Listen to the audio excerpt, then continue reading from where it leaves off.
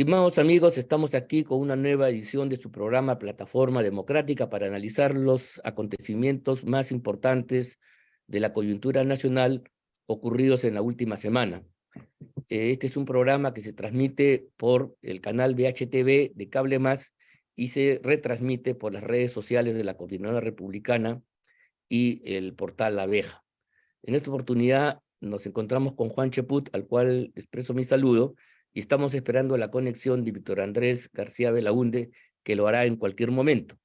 Simplemente para dar inicio a la conversación, señalar que esta semana ha estado marcada sin duda por la designación de los miembros de la alta comisión que va a venir al Perú, de acuerdo a la resolución adoptada por el Consejo Permanente de la Organización de Estados Americanos ante un pedido del gobierno del Perú.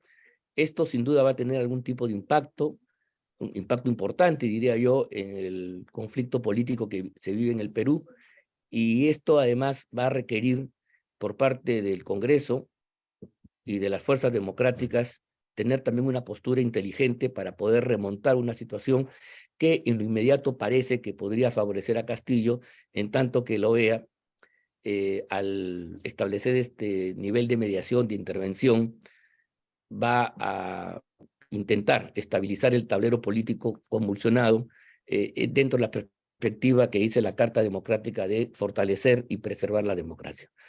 Mi estimado Juan, ¿cómo estás? ¿Qué te parece a ti esta intervención de la OEA? Y sobre todo, ¿qué consecuencias va a tener en el futuro político próximo? ¿Y cuál es el papel del Congreso de la República y de las fuerzas de la oposición? Porque el gobierno ya jugó su carta, ¿no?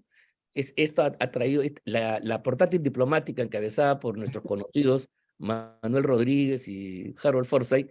Son gente, pues, con la cual discrepamos, pero es gente inteligente, son gente capaz, con mucho oficio.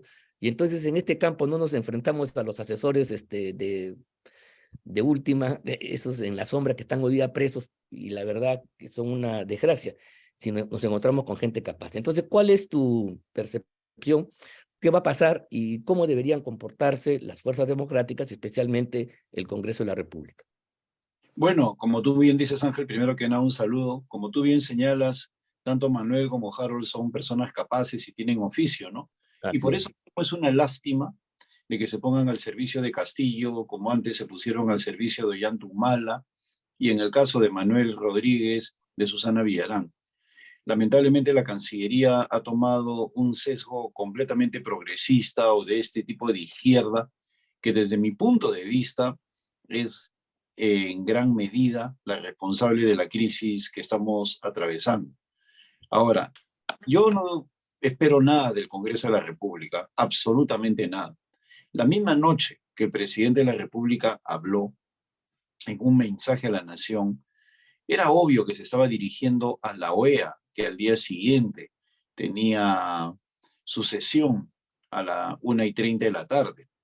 La OEA había convocado a la sesión en la cual tenían que definir si venían al Perú o no, y el presidente de la República dio un mensaje a las 9 de la noche que no tuvo respuesta del Congreso. ¿Y por qué era necesaria la respuesta del Congreso? Para que la sesión de la OEA, en el momento de reflexionar sobre el tema peruano, viera los dos puntos de vista, el punto de vista de Castillo y la respuesta del Congreso. En la resolución de la OEA hablan comprender el caso peruano sin ni siquiera haber visitado el país y sobre todo hablan de una ruptura constitucional, de una fractura del orden constitucional. Y eso ameritaba una inmediata respuesta del general Williams. Le digo general porque definitivamente no es político, pues, ¿no? Funge de presidente del Congreso, pero lamentablemente el Congreso está tan mal como ha estado en los últimos años. Y no tuvo respuesta en absoluto, y bueno, pues la OEA se enseñoreó con el tema. Ahora están enviando una delegación ante la cual nuestros congresistas están indicando de que ojalá que los reciban así, con ese término, ¿eh? Ojalá, ¿no? Dios lo quiera, de la traducción árabe, ¿no? Ojalá que los reciban, cuando la verdad es que su actitud debería ser otra, mucho más firme, más aún cuando estamos descubriendo día a día nuevas tropelías de parte de este individuo que usurpa el cargo de presidente de la República. Saludamos aquí la presencia de Víctor Andrés García Belaúnde, que se ha conectado. Yo le voy a preguntar más o menos la misma opinión. Tocho, ¿cómo estás? ¿Cuál es tu punto de vista sobre la incursión que va a hacer la OEA ya en la vida política del país? Ya sabemos las consecuencias, cómo se produjo esto detrás de Castillo. Es una labor de la portátil diplomática de Castillo en el exterior. Sus cancilleres, fueron sus representantes, Manuel Rodríguez y Harold Forsyth, son gente indudablemente capaz, sagaz, astuta para estos menesteres. Y sobre todo, ¿cuál debe ser la respuesta de las fuerzas democráticas? Aquí lo que debe quedar claro ya, lo de la OEA es un hecho, ya sabemos que está. ¿Cómo ves tú, Vitocho, la capacidad de respuesta? ¿Cómo deberían actuar las fuerzas democráticas, particularmente el Congreso de la República? Mire, Adelante. buenos días ante todo, los saludo a ¿Cómo estás, Ángela Víctor? y a Juan, por supuesto. A ver, sí, yo creo que es una jugada de taquito del gobierno que, que sabe de intrigas, de celadas, de de manipulaciones. En eso sí son unos expertos. En eso sí son unos expertos. Y claro, tiene dos operadores en Estados Unidos que lo están sirviendo muy bien. Tan es así pues que no les aceptaron su renuncia y después se la retiraron, ¿no? Entonces yo creo que es una interferencia o una interrupción intromisión, digamos, mejor dicho, a nuestro sistema político, a nuestro país, de este organismo que está desprestigiado, muy venida menos últimamente. Almagro es de los peores secretarios generales que ha tenido la OEA y además acusado de acosos sexuales. O sea, es un personaje nefasto realmente, un canciller mediocre del presidente Mujica en Uruguay, pero que se ha movido bien con algunos sectores del Caribe y de Venezuela para poder lograr su reelección. Ante un candidato peruano que falló, Hugo de Sena, que falló, que dividió un poco la votación y eso favoreció finalmente a Almagro. Pero en fin, volviendo o centrándonos en el tema, yo creo que lo hecho está. Esto nos cuesta $1 millón a los peruanos. Hay que pagar todos los gastos de estos señores. Pero no creo que puedan hacer mucho. Primero que sus resoluciones no son vinculantes y ni siquiera se toman como buenos consejos a veces. Ni siquiera se toman en cuenta para nada. Son a veces saludos a la bandera las resoluciones o los informes que puedan hacer. Sin embargo, se van a pasear acá y no creo que se atrevan a respaldar al régimen 100%, ni tampoco criticar a la oposición 100%.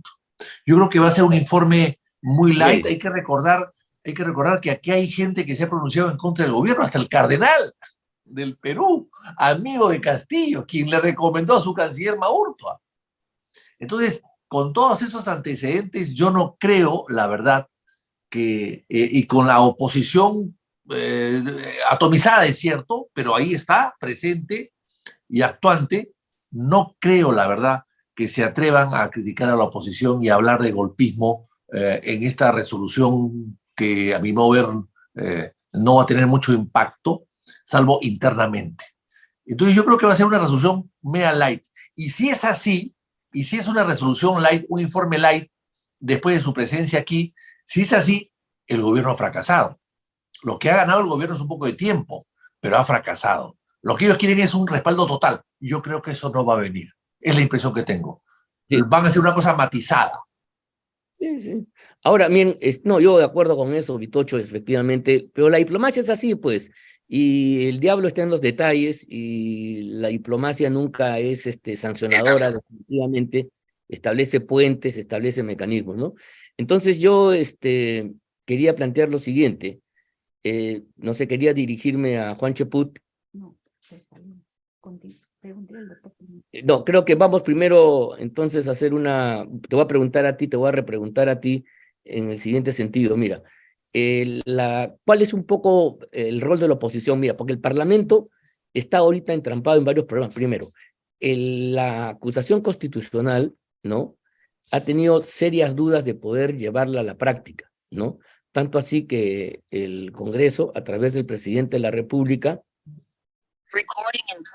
estableció, el Congreso estableció, bueno, ya ha vuelto Juan. Sí, un Ya, problema. entonces, yo quería preguntarte a ti brevemente por un poco, analizar un poco más la oposición. El Congreso tiene una papa caliente que se llama acusación constitucional, que no sabe cómo vencerla, cómo superar lo que dice el texto de la Constitución, artículo 117. Por eso que mandó una consulta que resultó frustrante al Tribunal Constitucional.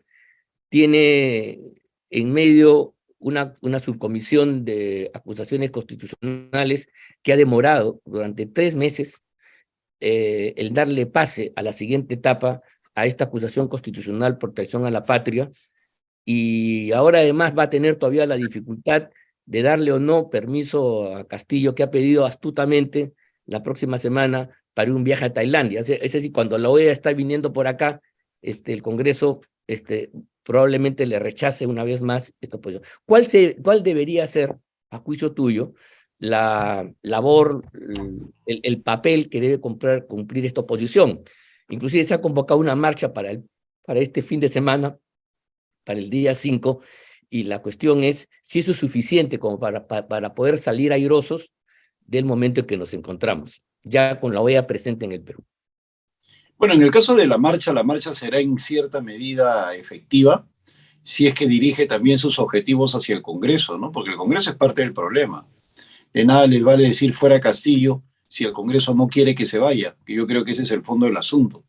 Este Parlamento es el que tiene una denuncia constitucional, la que firmaste tú, entre otros juristas, hace 270 días. Hoy día hay un informe de correo sobre la traición a la patria de este individuo y trata muy detalladamente cómo la mecedora ha funcionado a la perfección en la subcomisión de acusaciones constitucionales.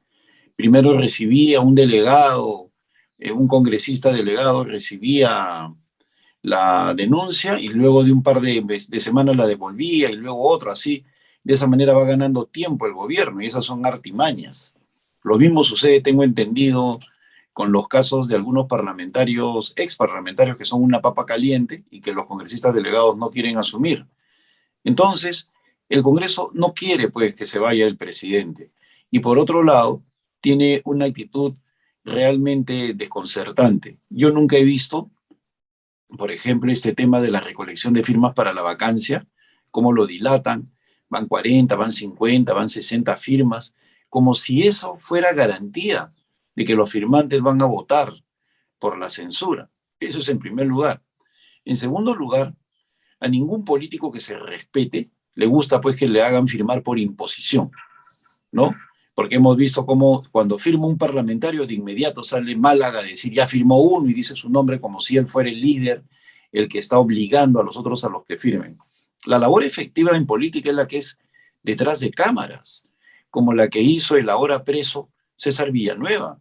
En el caso de Pedro Pablo Kuczynski, él estaba tejiendo una censura y no estaba vociferándola ante la opinión pública. O sea, tenemos un Congreso mecedor, que es gran culpable de lo que está pasando, ¿no? Realmente es muy penoso. Y en el caso de la OEA, simplemente para tomar en cuenta una cuestión que me parece importante que dijo Vitocho, en efecto, no es vinculante, pero la retórica que van a manejar, el discurso que va a manejar el gobierno como consecuencia de ese informe va a aplastar a estos novatos del Congreso, los va a aplastar. O sea, lo dice la OEA, lo dijo la OEA, lo firma la OEA, lo asegura la OEA, y los novatos van a temblar y van a hacer lo que diga la OEA. O sea, el problema no es la resolución, el problema es la composición de este Congreso. Un Congreso realmente penoso, que ha convertido la semana de representación en semana de vacación. Yo nunca en mi vida, en los 24 años, 25 ya casi de vida activa política pública que tengo, nunca en mi vida he visto que el Congreso se convierta tenga en la semana de representación una semana de vacaciones, como lo hacen los actuales parlamentarios. El Congreso se paraliza por completo. No pasa nada durante esa semana, que es la semana que utilizan los parlamentarios para tomarse selfies, para salir en Instagram, para jugar a la política. Entonces, acá, de verdad, lo dije al inicio de la conversación, lo vuelvo a decir ahora, yo no espero nada de ese Congreso, absolutamente nada. Y la OEA se va a enseñorear con estos señores que de repente ni siquiera están, o asistirán a la reunión para tomarse una foto para su selfie. Ahí ya veo a los generales, los almirantes, a los parlamentarios tomándose fotos, ¿no? Con la misión de la OEA, conversando con la OEA, tratando con la OEA, ¿no? Para el selfie, para el Instagram, pero de manera efectiva, nada. Y eso lo sabe Castillo. Por eso Castillo se burla y se permite tener gestos como el de solicitar una vez más la salida de viaje, y espero que el Congreso se la niegue porque los considerandos al día de hoy son mucho peores que hace un mes. Claro. El Congreso haría el ridículo si le otorga el permiso, pero lo hace provocadoramente, ¿no? Con el ánimo de mostrarse ante la OEA como una víctima. Así es. No, sin duda alguna, creo que la jugada está planteada, eso no es casual, ese es un pedido provocador, como tú bien lo has calificado. Víctor Andrés, yo quería, en la misma línea, seguir desarrollando estas ideas. El Congreso de la República efectivamente tiene una enorme responsabilidad y en la medida que no puede alcanzar los votos suficientes para resolver el problema, parecería que estaría devariando un poco. Las estridencias de algunos parlamentarios, de algunos congresistas, no oculta la realidad, y la realidad son pasos concretos para poder poner punto final a esta pesadilla que agobia a todos los peruanos. La OEA efectivamente no requiere dar un fallo vinculante, no requiere dar una sentencia ni nada que se le parezca, sino tiene que básicamente afirmar algunas cosas y se va a dirigir, mira tú, yo creo que a los sectores intermedios, por ejemplo, a las Fuerzas Armadas. Va a ser un llamado a la institucionalidad, a la preservación de la democracia, y en esa medida, la intervención de la OEA no es simplemente neutral, ni siquiera yo diría que es light, es importante, no porque la OEA no va a resolver el problema del Perú, por supuesto, no va a decir A o B tiene razón, pero sí va a generar un clima donde Castillo puede aprovecharlo mucho mejor. Y lo grave que veo yo es que el Parlamento en esta atmósfera, en esta nueva esfera, aparece desconcertado, sin rumbo, errático. Y la mejor demostración del erratismo ha sido justamente la poca convicción que tiene de haber asumido esta denuncia constitucional, a la cual tiene dudas, pues, porque tener dudas es hacerle una consulta al Tribunal Constitucional. Si alguien cree firmemente en algo que tiene que hacer, lo hace, y si no cree, pide pues consejo, pide opinión, pide permiso, pide autorización a alguien, que es lo que ha aparecido cuando se solicita al Tribunal Constitucional que dé opinión sobre los alcances del artículo 117 de la Constitución. Vitocho, ¿qué te parece a ti? ¿Cómo estamos con el tema? Lo de la semana de representación que decía Juan, esa fue una idea del APRA, de Luis Alva Castro. Luis Alva Castro iba mucho a Trujillo y quería pues tener unos días para estar con su gente en Trujillo. Entonces, durante la mayoría aprista del Congreso se estableció esta semana de representación que la verdad que no ha dado buenos resultados, porque si tú te vas a tu pueblo a hacer tus gestiones, pues puedes hacerlo en otro momento, porque además cuando se estableció esto, la semana de representación, había la experiencia, el APRA tenía la experiencia de que en sus épocas el Congreso sesionaba día y noche. Había sesiones que acababan a las 3, 4, 5 de la mañana, y las sesiones plenarias eran de martes, miércoles y jueves. Martes, miércoles y jueves, para que tú vayas a tu pueblo de viernes a lunes. Esa era la idea. Eso se fue cambiando en el Parlamento Fujimorista a solamente un día de sesiones. Es el día jueves, lo cual es absurdo. Y además no son sesiones nocturnas, porque cuando llega ya a las 10, 11 de la noche empiezan todos a gritar para que termine la sesión. Entonces, con todos estos antecedentes, me parece que la semana hay que revisarla y Hay que recordar que inclusive yo me crucé con un parlamentario en Buenos Aires cuando presenté mi libro sobre las Malvinas, que estaba en su semana de representación y que había ido a Argentina. Y él representa a los peruanos en el extranjero. Bueno, no fue a las 2 o 3 ceremonias de presentación de un libro del Perú sobre las Malvinas, donde había una serie de peruanos. No estaba presente. Anunció que llegaba y nunca llegó. Se había ido, pues, de parranda. Entonces, yo creo que eso hay que revisarlo y efectivamente le cuesta al país mucho el hecho de que durante una semana no se haga nada. Y además, curiosamente, desde que se establece esto hasta el día de hoy, han aumentado la conducta de los niños, en el sentido de que son congresistas que se dedican a hacer gestiones personales o gestorías o negocios, porque en esa semana van a sus pueblos a recoger ¿qué cosa?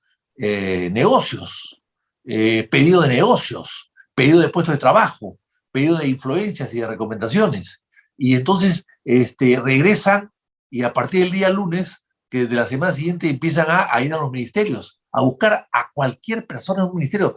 Yo he visto parlamentarios que van a los ministerios a buscar inclusive a los porteros o a las secretarias, o sea, se vuelven en vulgares gestores de obras ajenas y muchas veces ellos vinculados a esas obras y cobrando probablemente unas comisiones al respecto también. O sea, han dejado de ser legisladores, fiscalizadores. El Congreso casi no fiscaliza. Hoy fiscaliza más la prensa que ellos.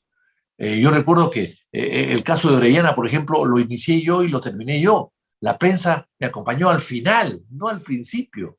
Inclusive luché contra la prensa que estaba alguna comprometida con Orellana.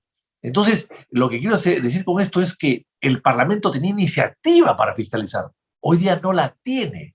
La iniciativa es para apoyar al gobierno, nada más. Y esto es parte de la Semana de Revolución. Yo creo que la Semana de Revolución tiene que ver mucho con la función del congresista que se ha dedicado a pasearse por todos los ministerios y empresas públicas a hacer gestiones. Y tú no sabes al final si la gestión es para tu pueblo o para él. Sí, pues. Si es para su alcalde o es para él. Si es para su amigo el constructor o si es para él. Ese es el problema. Y yo creo que hay que prohibir por reglamento que el congresista vaya a hacer gestiones a los ministerios. Prohibirlo por reglamento, con sanción en ética. Si tú quieres algo de un ministro, lo llamas al ministro al Congreso en una comisión y le planteas las necesidades de tu pueblo en esa comisión, frente al público, frente a las cámaras de televisión, frente al canal del Congreso. Bien. Eso es transparencia. Y eso no se está haciendo, si parecería que no se quería hacer tampoco.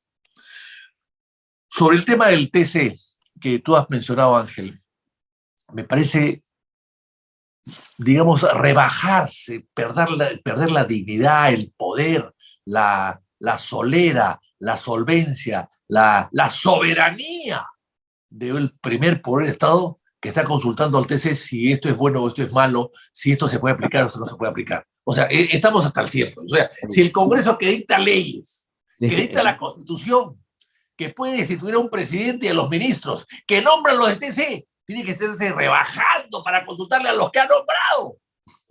Oiga, ¿esto se puede hacer esto o no se puede hacer esto? ¿Cómo se aplica el 117? No, pues, hay muchas maneras de interpretar la Constitución y el Congreso tiene la facultad también de interpretarla, por supuesto que sí. Tú eres constitucionalista, Ángel, ¿me puedes aclarar ese tema? No, sí, por supuesto. Claro que sí. Además, han podido enviar la consulta a la Comisión de Constitución. Para eso la tienen. Exactamente. Para eso la tienen. Y tienen además, la Comisión de Constitución tiene además un grupo de grandes constitucionalistas como asesores, como consultores. La preside Hernán Guerra García, que creo que no sabe mucho de Constitución. Bueno, pero Hernán Guerra García ha llamado a una serie de constitucionalistas importantes que hay en el Perú. Eso para sí, que sean tus asesores. A ellos han debido consultarles. Lógico, pero me parece, entonces, me parece pues que el Congreso se está acabando su propia tumba, o si no, si ya de repente ya la tiene hasta acabada, ¿no? Y está esperando simplemente colocar el cuerpo y echar después tierra encima, ¿no? Lo que decía Lula, ¿no? Lula decía, a mí me han querido enterrar vivo, Pero como me han enterrado vivo, he salido de la tumba. Bueno, al Congreso no lo van a enterrar vivo, lo van a enterrar muerto, porque no va a salir nunca más de allí. Bueno, oye, bueno, muy agradecido. Ya llegamos al término, el tiempo tirano como siempre. Ha sido muy grato esta conversación, el análisis. Efectivamente vienen tiempos complejos. Vamos a estar atentos, pero eso ya lo veremos en una nueva edición, un nuevo programa de plataforma democrática. O sea que mis saludos y agradecimiento a ustedes dos, Juan y Víctor Andrés, Vitocho, y mi agradecimiento también a todos ustedes, amigos, que nos han estado viendo y escuchando por su programa. Nos vemos la próxima semana y muchas gracias.